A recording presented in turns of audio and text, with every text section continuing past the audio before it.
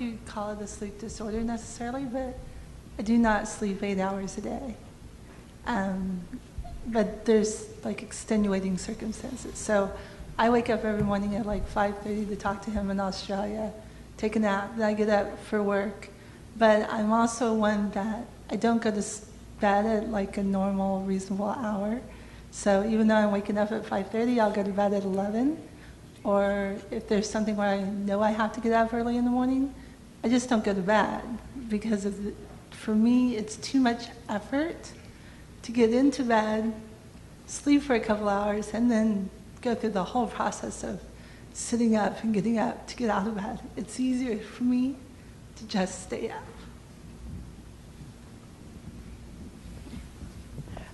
I wanted to give another answer about sleeping. Dr. Sacconi said we must get apart the things due to FSHD and things due to aging, because most of us are adults or aging adults. And I think that when you get old, you don't sleep as well when you're young. So maybe if many FSHD patients complain about sleeping, it might be only due to old age.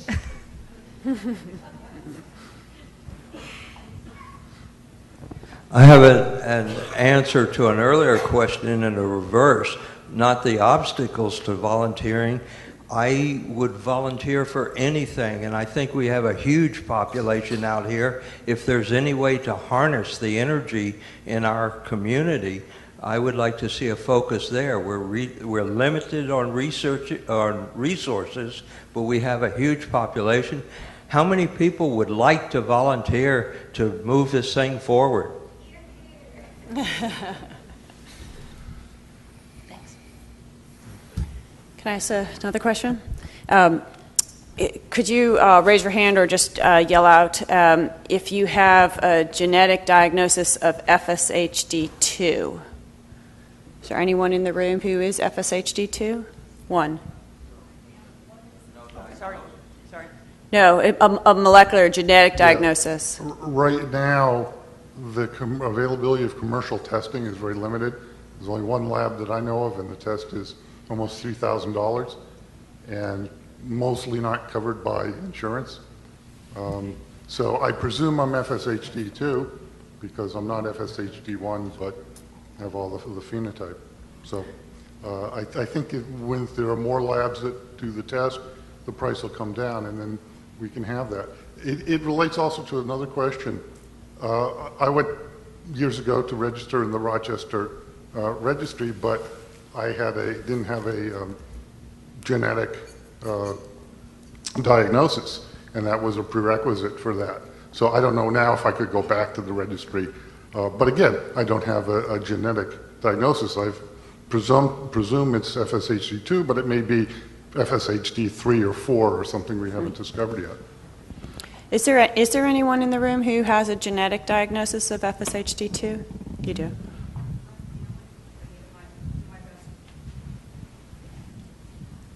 My family members participated in a study, a research study, and by virtue of that, there was identification of a marker, which has now become available clinically.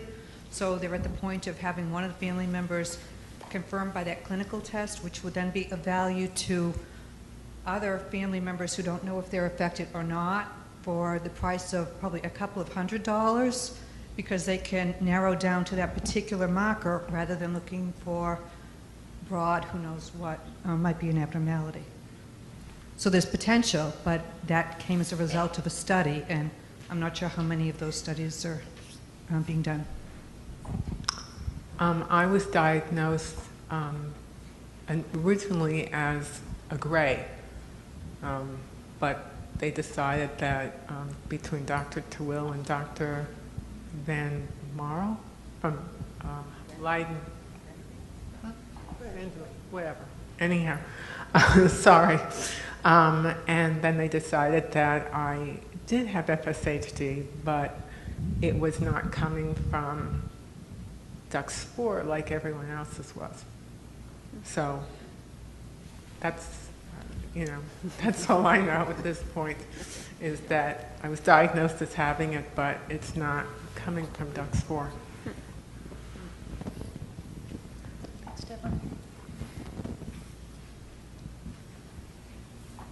Oh, there's somebody over there, Charles.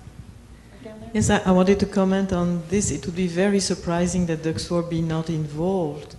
So if it was the case, we would all be extremely interested, so I don't know. I can't comment on it. Yeah. I can't comment because I don't know individual data from all the individuals that are being tested in Leiden. So I really don't know. I need to check into the details and get Dr. Tawil involved in that. Yeah, I'm curious as to the blood that was drawn yesterday. Is that going to be tested and characterized, 1 or 2, or what are they? So the purpose of the study yesterday, and it's also available today at 2 o'clock in the coat room, is part of the effort to understand divergent phenotypes within the same family. So people who have the same allele size but have very different severities. And so, one of the reasons that it may be, a parent was mosaic. One of the reasons may be that they also have the gene for FSHD2, but there are probably many different genes that contribute to the severity, to try to get a handle on that. So yes, so DNA will be made from the blood, and then we'll be looking for other mutations or modifiers of the disease. If we donated, will we be made aware at least? Are we 1, 2, or both? Well, the consent form that you signed from University of Massachusetts actually said that you would not be. That was a stipulation of that particular investigational review board decision. My guess is that if you'd like to be, that those results could be sent to your physician who would discuss them with you. Catherine?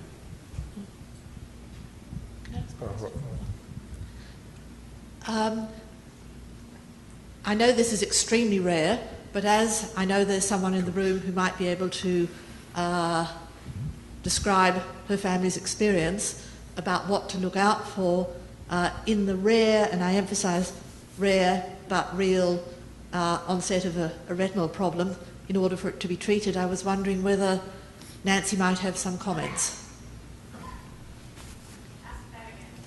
Sorry, I just wondered if you would like to comment on the way that your son's retinal condition presented before you were aware of the muscle problem, and therefore what to look out for.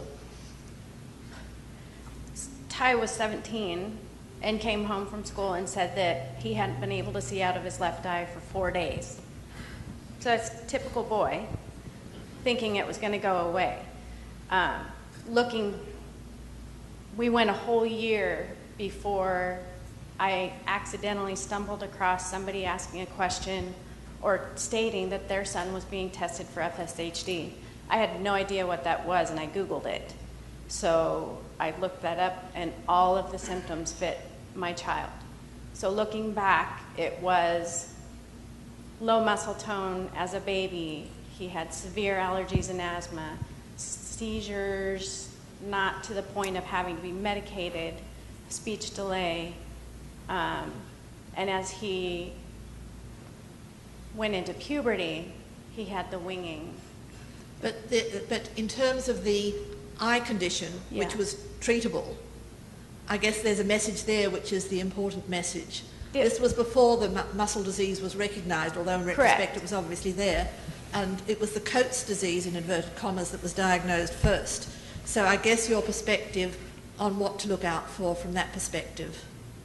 I would highly encourage anybody that, and I know that the retinal issues can happen at any time, but I would highly encourage everybody to have their kids checked with an ophthalmologist yearly and have their eyes dilated, because if they're not dilated, they're not going to be able to see as well to see if there's any retinal changes. He does have issues with his other eye, but it's not diagnosed as Coates disease in that eye. There's retinal involvement, but no exudates. Correct. So Yeah. just the exudates and the blindness. And in I that suppose one the eye. point is that as soon as there's a suspicion, because it's eminently treatable early, that was Correct. the point. Absolutely, absolutely. I would suggest if you have that diagnosis of FSHD, or you have it and you suspect that your kids may, absolutely get their eyes checked as often as you can, because it can be, that blindness can be prevented if it's caught at an early stage, which Ty's was not. Is that what you're asking, Yeah, Robin? yes. Okay. Just so that to get that message. Absolutely. Across. Highly important. Highly. I would like to add to that because I, twice a year, go to my optometrist, and he has a machine, I don't know the name of it, but it does take a photo of the back of the eye and the macula. And I was diagnosed with exudative retinitis 2 years ago, and they had me coming back to a specialist for a year and a half as they watched to make sure whether or not it was going to clear up or whether it was going to become something of an issue to have to treat. But it is treatable if it is caught, and to have an exam is painless and should be done on a regular basis for even adults. Thank you. Here we go. Over here. I'm starting to believe that maybe the retinal issues are not as rare as we think. And maybe that's worth some study. I had a retinal detachment last year as well. So I'm wondering if it's maybe something that we ought to look at in some way to see what's going on. I, as a grown-up man, I didn't wait 4 days. I only waited one. Yeah, right. So but I still, it's going to go away. So I think that's something maybe we, in our work, we should consider, see if there's some correlation beyond Coates disease specifically. And I had an eye question too. My mother had a retinal detachment, but my son has recurrent viral conjunctivitis, and somebody yesterday mentioned conjunctivitis was more common, but I didn't know if that was bacterial, viral, or both. I'm a neurologist, so I don't want to get into too much detail, but in terms of the eye, sleeping with eyes open, and it's obviously more exposed. The cornea is more exposed, and it's not surprising that it's there. The conjunctiva and cornea may be more vulnerable. But as I say, I'm not an ophthalmologist, although I'm the myology half of a collaboration which has been going on for a long time on the retinal associations, which I suspected a long time ago. So yes, if in terms of coordinating questions about how common this is, I'd be very pleased to hear from people. I have a question for the group. Can I get a show of hands? How many people routinely have in the past or currently are involved in some kind of a pool or water program? 1, 2, 3, 4, 5, 6, 7. How many in any kind of a regular physical activity or exercise program? Okay. And for the others, is it an issue of cost, finding the right facility, the right people, or the concern of the care providers about whether it's helpful or harmful? I think there's an answer there.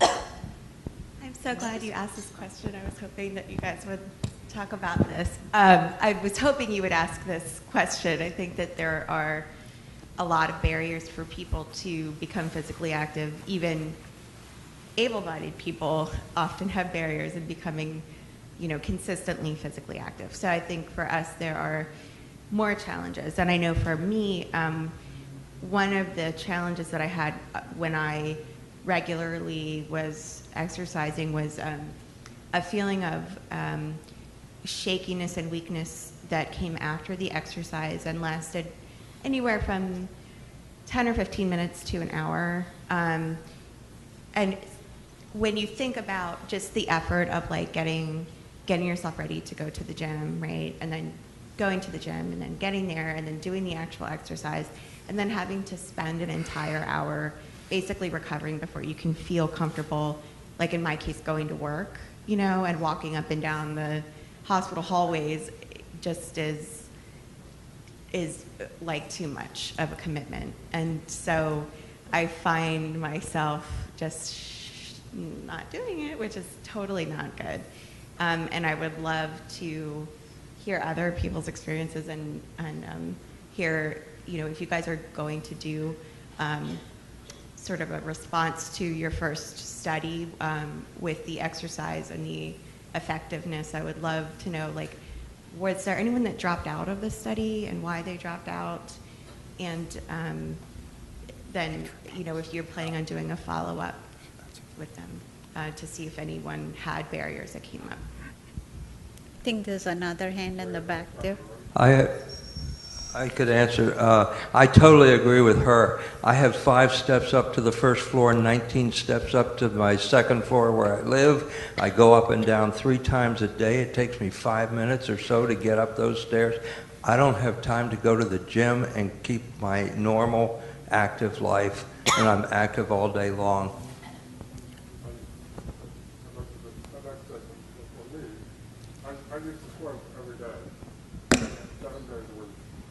I used to swim every day, 7 days a week, from 1983 to 1996, 40 minutes a day. As the disease progressed, and I loved the water, I loved the exercise. As the disease progressed, it got more and more difficult to find a pool to get in and out of. And then after that, having the lift issue resolved, it then becomes more difficult to get dressed and undressed at the pool. So it's logistics. So if Sue and I want to go for a swim, it's a 4.5 hour ordeal. And then the other aspect is the physical therapy. I felt that 6 or 8 weeks of outpatient was very beneficial, but it was something that I would not integrate long term. And physical therapists weren't always aware of the lifestyle. So that's my 2 cents.